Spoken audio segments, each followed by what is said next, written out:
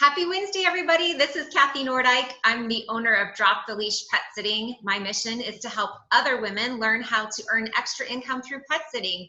I have a special guest to introduce you to today. This is Stephanie Nisan. She is the founder of the Animal Pad, an awesome organization on the left coast that I can't wait to tell you all about. She's going to tell you how they're helping and rescuing dogs and cats and other animals over on that side of the nation. So Stephanie, welcome, and please tell us a little bit about yourself. Tell us how you ended up starting this rescue. Hi, well, thanks for having me. My name is Stephanie Nisan, like she said, and I'm the founder of the Animal Pad, which I started in 2010 out of a need for reform in our local shelter systems. We have some of the highest kill shelters in our backyard in Southern California, and I knew something had to change. And I dove right in with a team. This whole rescue is a team. And about 5 years ago, because of our proximity to Mexico and because we are on the border, we turned our attention to the streets of Mexico where there was little to no rescue help. And, for us, it's a, 15-minute drive to go to Mexico. So it seemed crazy not to help when we knew that there was such little help. So we've been there ever since and rescuing. So far this year, we've rescued over 500 dogs. Wow. Primarily out of Mexico. Oh yeah. Gosh, that's awesome. It's been great. You have to feel great really about great. that. Yeah, it takes a big team though. It's a huge, huge operation now. And, we've got 15 directors and they all have teams underneath them that they manage. And it's about over 100 full-time volunteers to run the day-to-day operation. So it's great. And everybody's a volunteer, which is so cool. Nobody's paid and everyone's just doing it for the love of dogs. So it's been really, really amazing to see. I bet. That is amazing. I bet you could have never guessed in 2010 what it would become.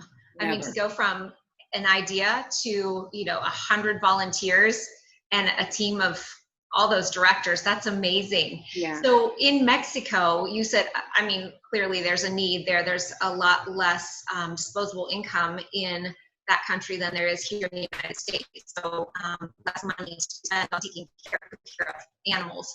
When you go down there to rescue dogs, do you work with, are there local shelters down there that you pull dogs from? Are they asking for your help there?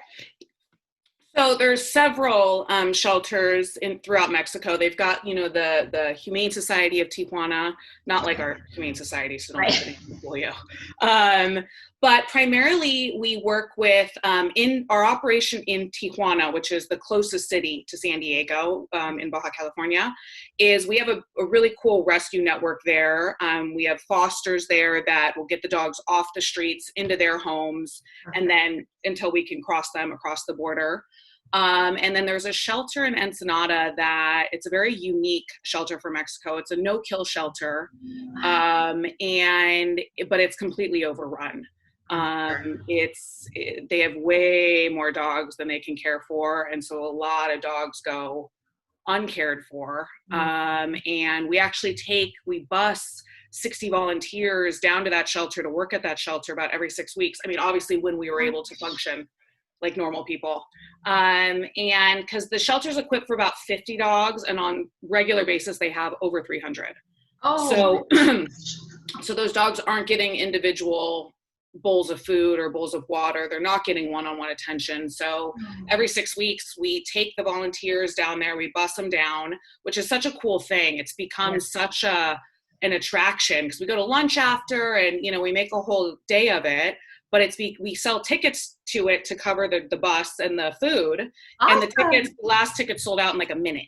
No way. It's just been insane. Yes, it's been like doggy Coachella. It's been crazy, but in the best way, because it's so cool for me to see that this many people are this passionate and want to give up their Saturday to get filthy and disgusting in an overrun dog shelter in Ensenada. I mean, that's, to me, it's been such an amazing experience to be a part of and to see. So that's our main partner there in Ensenada, but we have several other rescue partners within Ensenada as well, which is about an hour and a half south of the border. Okay. So once we cross the border, it takes us about an hour and a half to get there. And rescues now, there's more rescues in Tijuana, more American rescues that are helping, which is amazing, because when we started, it was us. It felt like only. And the I totally just lost my train of thought.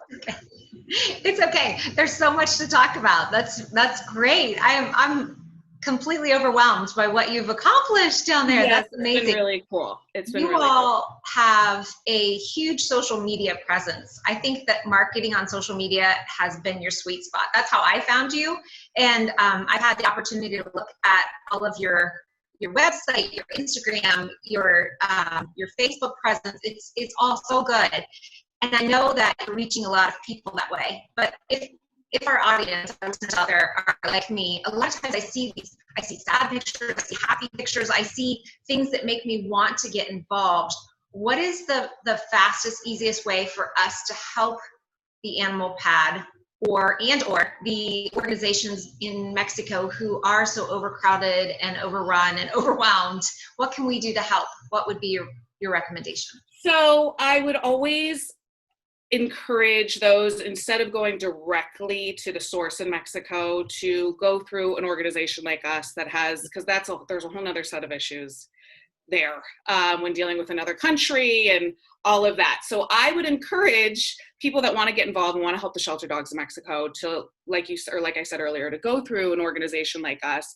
We are all volunteers. So there is so much that can be done virtually. So many people on our core teams, on our vetting teams, our adoptions teams, our foster teams, don't live in San Diego. Yeah. They live all over the country. And so that's really cool. There's so many admin positions that we need help with, in the back of the house, helping coordinate donations, helping coordinate fosters, helping recruiting new fosters, new volunteers. There's a plethora. Anybody who wants to work, we can easily put them to work. And obviously everything we do is to help what we call our magical Mexi mutts, our Mexican dogs.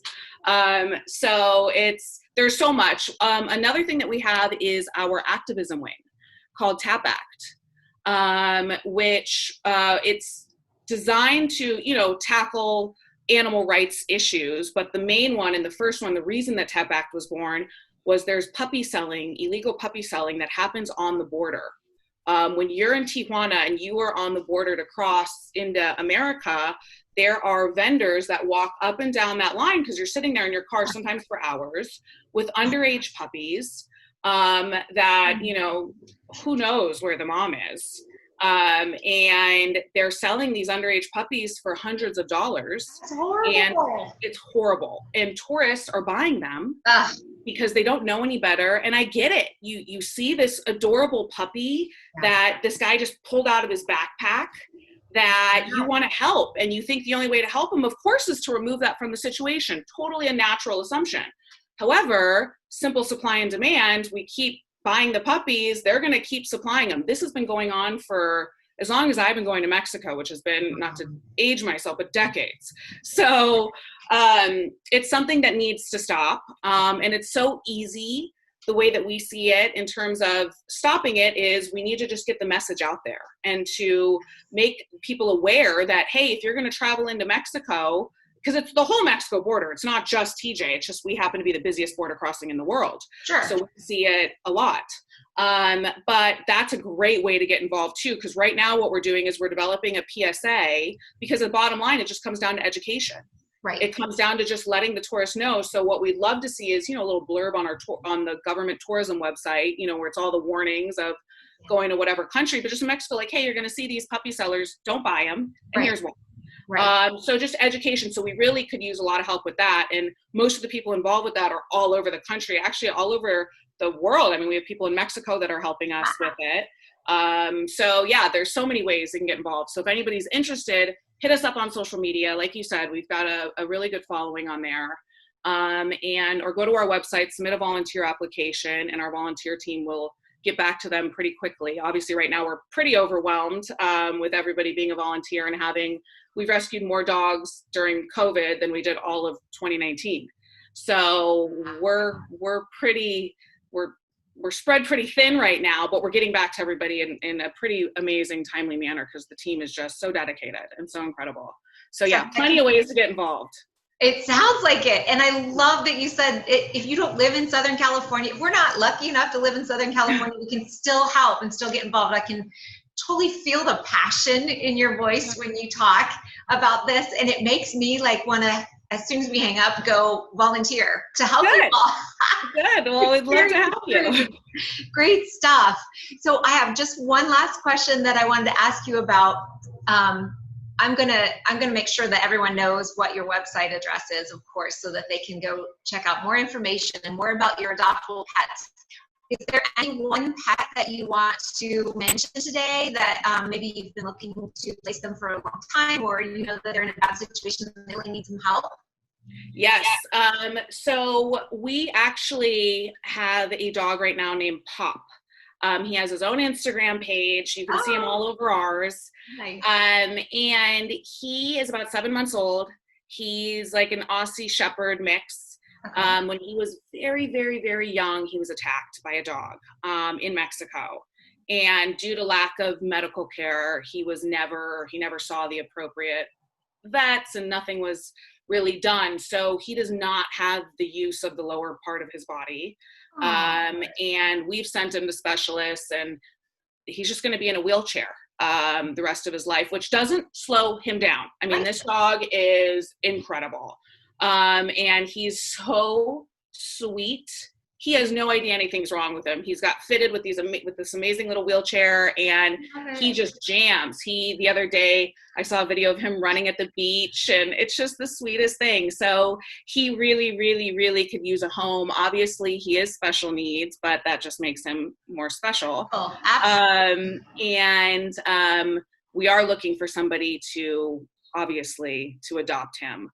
And actually right now, I think we're trying to find a new foster for him as well. So needs to be in San Diego because of our vet care and our specialists. But there's a ton of information about him on our website. And you can learn about him there and hopefully somebody will adopt him because he's really just the sweetest boy. He just needs somebody with patience and love and he'll give it right back. I bet he would make an awesome pet. If you would like to find out more about Pop, we are going to give you all of the information on how to reach out to the Animal Pad now. So I know that your website is theanimalpad.com. .org. You're right. I'm sorry. And I know we can find you on Instagram at The Animal Pad, right? Yep. And tell us what's his Instagram? Rollin _with_Pop. God, I hope. Rollin with Pop. I love it. With Pop. It's got to be right. And if it's not right, he's all over our Instagram page, so you can see him. Okay. But everyone will love him. You see him and you instantly fall in love. He's just such a good boy. Oh, I bet. I can't wait to see his page. Any other social media outlets where you would recommend we go to find out more about you? Facebook, we're at the Animal Pad on Facebook too, and you can look up Tap Act, the activism wing as well on Facebook. They have their own Instagram, which is Tap Activists on Instagram, and then Tap Act on Facebook. So I am definitely I'm going to become a Tap activist the minute we hang up. Love it. That's such an easy and great way to help. So important. Yes. Stephanie, thank you again so much for hanging out with us today. It was so fun to get to know you and know more about this amazing organization that you have built. I appreciate you, and I'm a little jealous that you live in Southern California. I might have to make a road trip out there or fly out there and volunteer with you guys for a couple weeks. Just like you should come down for one of our trips. We release them months in advance, so we'd love to have you. That'd be awesome. All right. Well, thank you again. And thanks for watching, everyone. If you'd like more information about Drop the Leash Pet Sitting, you can visit my website at droptheleashpetsitting.com, or you can find me on Facebook in my group, Pet Sitter Startup Squad. I'll see you all next Wednesday. Thanks. Bye-bye.